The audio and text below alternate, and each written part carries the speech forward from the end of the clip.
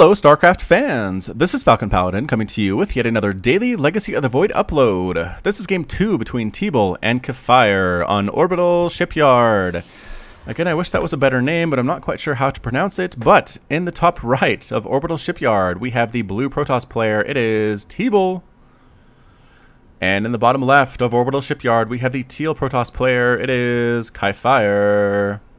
Again, this is a best of 3, so let's go ahead and give KiFirE... Nope, Teebul. Whoa, that was so close.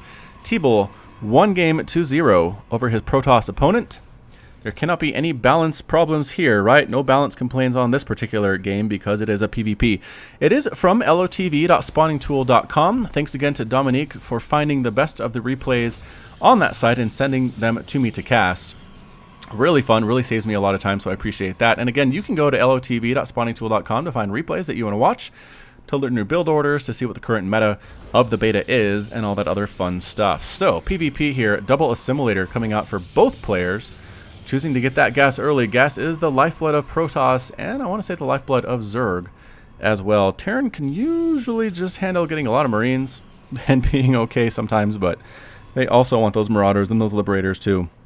Not so much Cyclones lately. There has been some rumor that Blizzard wants to get rid of the Cyclone, which would be a little bit crazy. I mean, introducing... Well, okay, I was going to say, to introduce an entire unit and then never make it part of the retail, the Warhound had that happen, right? The Warhound was going to be part of Heart of the Swarm, I want to say, or a later patch of Heart of the Swarm, and it just they decided it was too good. Terran players were going mass Warhound. And doing really well. It was basically an updated Goliath from Brood War, or from vanilla StarCraft actually, and it could attack air and ground. It just did extra damage to armored, and it was amazing. It was an amazing unit. And then Blizzard said, we can't balance this, and they just gave up. So there's not a Warhound in the game anymore. There was an April Fool's Day, I think, where the Warhounds were your workers. So instead of drones and probes and SCVs, they were Warhounds that were getting your minerals for you. It was kind of funny. I'm not even sure if I have a screenshot of that still, but trust me, I'm pretty sure that was actually a thing. So good scouting here from Teebul, recognizing what's going on. Again, I just want to say Weeble when I see that. Weeble's stuff, it's a crazy British web cartoon that was in Flash way back in the day. I think they're still updating. Every time I go there, it seems like there's something new, at least. Mothership Core does kill this poor scouting probe. No big deal, but a full scout off nonetheless. Didn't see if there was a Nexus, though, for Teebul, so that's a bit of a problem for Fire. Anyway, they did crazy stuff like Weeble and Bob. Weeble and Bob, they're two egg-shaped, kind of rocking back and forth animations. They talk like they have major speech impediments.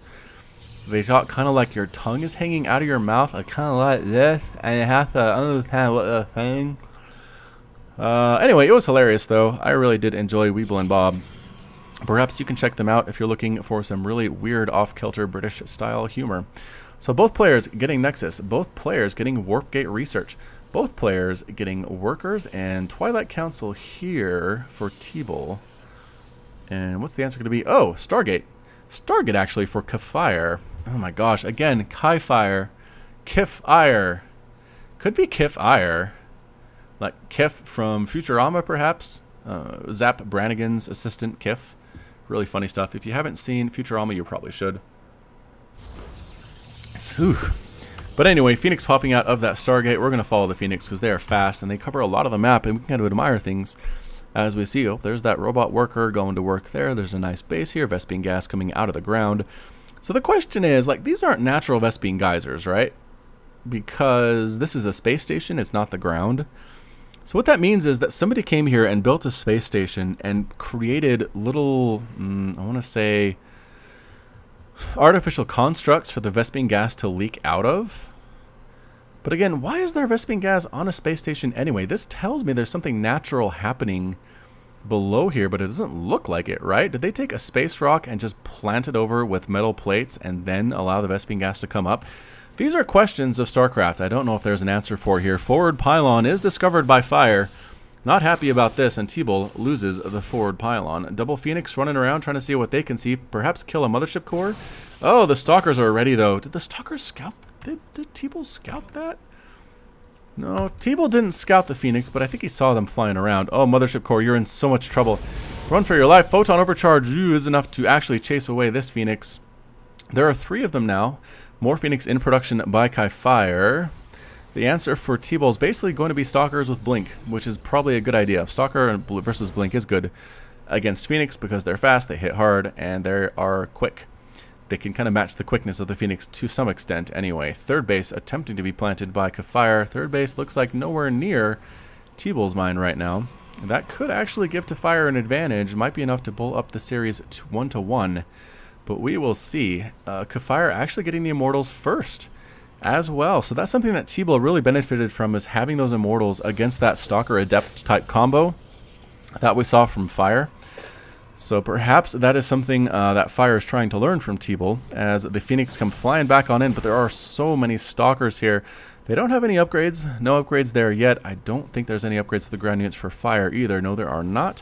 Void Ray as well for KiFirE. So we're going Phoenix, Void Ray, Immortal here. Are there any Stalkers at all for the teal player? The answer is yes. A single Stalker, a single Adept, and a single Sentry. So a bit of a smorgasbord of what is available to the ground army for Protoss. 1 Immortal, 1 Observer, 1 Adept, 1 Stalker, 1 Sentry, 5 Phoenix, and a Void Ray in production. Swooping in, blinking in though. Not Phoenix dead yet. Amazingly, all this pushing by Phoenix, not a single one has died to this point. 1 worker each, 1 pylon, end of discussion. Teebul has an observer out here checking things out, seeing where those Phoenix are, watching them run away. Third base on the way for Teebul. KiFirE's is finishing now though, right about now. There's the finish. Worker count is pretty even at 47 to 48. Resources lost shows us nothing at this point. Pretty darn even. So again, the Phoenix doing a good job staying alive, scouting things out. They haven't managed to kill anything though. I was going to say good job staying alive, and then one does die. Good blink there by the Stalkers taking it down. I feel like upgrades would be good, and yes, Teebul is getting the +1 Protoss ground unit. What's that officially called? Protoss ground weapons level 1 on the way for that Stalker. Or that Stalker ball. Templar Archives on the way at the same time. And hey, Fleet Beacon. Fleet Beacon on the way for KiFirE. Going for carriers. Carriers in PvP.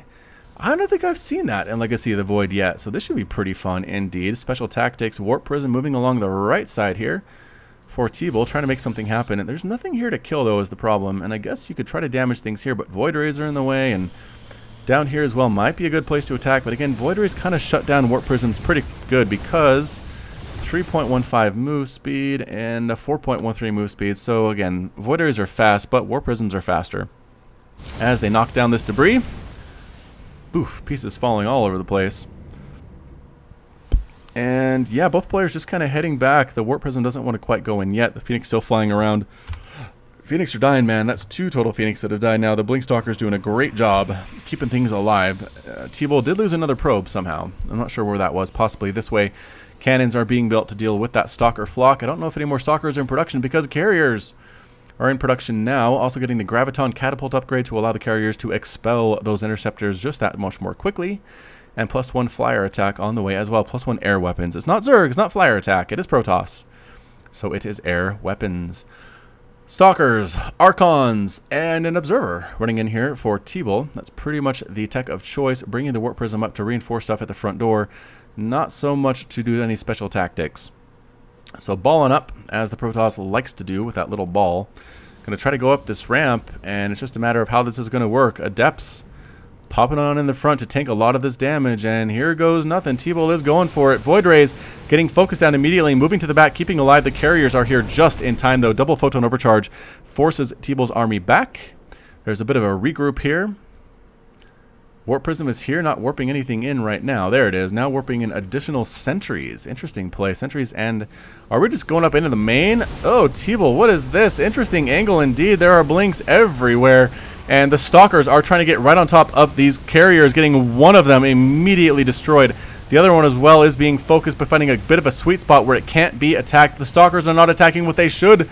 They're going after interceptors, and Immortal on the ground is killing them while they're busy worrying about those interceptor-type units. Adepts killing everything they can as well, but look at KiFirE's Immortals. They're just destroying 3 kills, 3 kills, 2 kills, doing a great job, and finally pushing Teebul back. And that's it. There is nothing left of that army for our friend Teebul. KiFirE did a great job of it there. KiFirE has lost 2,600 minerals, 1,300 gas. Teebul has lost 4,600 minerals and 2,500 gas. So that definitely was in favor of our teal Protoss player looking pretty darn good. Again, I just think it was the fact that the interceptors were distracting the stalkers while... Oh, Mothership Core, what? Teebul's Mothership Core. Wrong place, wrong time, gets killed. Anyway, I was going to say the stalkers were attacking the interceptors, allowing the immortals on the ground for fire to do a great deal of damage against them, and that I think is what turned that tide. Whew. So, oh my goodness, and actually getting a Mothership Core. Wait, Mothership Core transferring into a, forming into a Mothership. Alright. Alright, I like this. Stalkers come in with that +1 attack. They should be able to kill this Nexus in just a few volleys here. The response time is pretty good for Fire. He has units on the way, but I don't know if it's going to be enough. The Stalkers, a couple more volleys. 1, 2, and 3. They get the Nexus. Blink out. Excellent, excellent play indeed by Teebul. Phoenix running around, lifting up that probe. Oh, gets it before it dies. The Phoenix count has got to be pretty darn low right now. 4 total for Fire. He's continuing to produce more, which is pretty good. More Stargates on the way. This is a Sky Toss versus a Ground Toss army, and there's the Mothership. So the Mothership has pretty much all the same abilities of a Mothership Core. She just cloaks the units that she's nearby. You see how they're kind of see-through and freaky. What that means is that the enemy cannot see them. They can see the Mothership Core, though, if you haven't watched Heart of the Swarm. Mass Recall is available. Time Warp is available. There's the Cloaking Field and the Photon Overcharge. She can still do that. So she's a little bit slower than she was, and she does a little bit more damage, I think. Purifier Beam, 7 versus 5. I think that's what it is. 6 versus 5. I don't know. So there's a pretty big Stalker Ball for Teebul. That's pretty much what you need. Oh, Dark Templar coming up as well. In Game 1, Fire tried to use the Dark Templar, and it looks like Teebul is going to return the favor, hacking away at this Nexus that is building. It's going to be super duper close, and are they going to get it? There's another big battle up here. The Stalker is trying to blink on in, focus down that Mothership Core, blinking out. There's not an observer. The Dark Templar do get the Nexus, and they're going to get this cannon as well. A couple more shots. The Dark Templar might end up dead, and it does survive with 1 kill, 2 hit points. And it might just stand here and kill these guys that are walking back and forth. Yes, a lot of probe death for sure. Taking out another photon cannon. The Stalkers trying to go home. The Carriers are actually pushing with the Immortals on the ground and the Stalkers as well. This is a pretty big Sky Toss army for this part of the game. We did warped in Zealots to take out the Robo Bay, sitting on top of this Immortal as well. It does fall at the same time. So special tactics are a thing, but a lot of carrier attack on this 4th base for Teebul. He's going to lose the Nexus, and he does. The Interceptors burn it to the ground. These workers do survive. Their probes are still alive here. Base race scenario. Teebul says, I can't deal with that. I really can't. Does he have an observer? He has no observer. All right, that's a problem. So yeah, he can't kill this army. That's not going to happen. Pushing in are these Stalkers. Can they make this work? Here defending is a Void Ray. Not super good. A couple cannons at the same time. Void Ray gets killed immediately. Another base goes down, and here comes the recall by Fire. Where's the recall going to be? Oh, it's in the main. All right, so in the main to take out these Dark Templar, and then are the Stalkers going to be able to get this Nexus? They do, and I think they need to get out of there. They just need to run for their lives right now because they can't see. They can't see anything. Fire's Void Ray is a little bit dangerous there. There's a single Stalker here for Fire. Dark Templars take care of it. Replanting the 3rd base. Might want to try to replant the 4th base as well. Teebul does have enough energy or enough money to do that. The Stalkers are just like, I don't know how we want to do this, because if we try to go back, then the Void Rays get cloaked. There's not an observer with this army. There was an Automaton 2000, though, accidentally selected with that army. Pushing up. Fire is being a little bit aggressive. Wants to keep on pushing in on this 3 base. Dark Templar again forcing a cancel on this 3rd base. If they can do it, that would be huge. It would effectively be 2 base to 2 base once again. It is back to a base race scenario. The Stalkers coming right on in. The Nexus does fall. So many workers are dying on both sides at this point. Transferring probes getting destroyed from the air by those Interceptors. This Nexus for Teebul is not going to finish unless KiFirE allows it to, and I think that's going to happen. Stalkers taking out individual Void Rays, taking out cannons, needs to get this Nexus as well, so the recall is not really a thing anymore. There they go, turning their attention with their +2 attack upgrade. The main base is under siege, though, and here comes the recall, and there it is. The recall happens. Stalkers need to take out that Mothership Core immediately, but move to the back of the army. Excellent, excellent play there by Fire. Nope, not allowing that to happen. Photon Overcharge coming up for Fire at the same time. Oh, the interceptor attack here, the release interceptors, is still a thing. Oh, that's a little bit, oh, that's crazy. So you do release interceptors from the carriers, which is this ability right here. Release interceptors. A carrier launches all interceptors at the target point with a 43-second timed life. They remain at the area until they expire. So you launch those and recall home, and they still stay. They still stay up there. So that's kind of interesting. The Stalker Ball looking okay, but this is not a good position at all. Again, is there an observer in this army? No, there's not an observer for Teebul. Lost that Robo Bay pretty darn early. Trying to replant it. There it is. Trying to repower it. I mean, that would help, but this is just a lot of carriers. 5 carriers, 3 Void Rays, 3 Immortals on the ground at the same time with the +1/+1 attack. Moving up to try to force a cancel on this third base. Not even force a cancel. It finished, and now it's going to die. Again, armies on opposite sides of the map. They are just passing each other in the night. Nexus falls once more for Teebul. Teebul has a single Nexus left, has 17 workers on these 3 mineral patches, on these 2 mineral patches. Gateways are falling. Pylons exploding into the air with their blue fire. Yes, immediately going after that Robo Bay. And I think this might be it. This is going to be a base race. Teebul going after this Nexus, so the recall is not possible. And might be able to get it, but I don't know that it really matters. I don't think KiFirE even wants to recall at this point. Nexus falling. All of these probes are going to die. Units lost tab 62 probes and 48 probes for our enemies. For both of these players, 63 to 64 now after losing all of those. Stalkers again trying to chase these workers, get rid of this Nexus. There are no Nexi available for either of these players. They are both being revealed. These assimilators are available. Teebul actually has a ninja expansion down here, and there's the recall. Can they get the mothership core? But they do get the mothership core and blink out of there, but the carriers are still very, very scary indeed. Both players in a tough spot economically right now. They have a lot of gas, not many minerals though.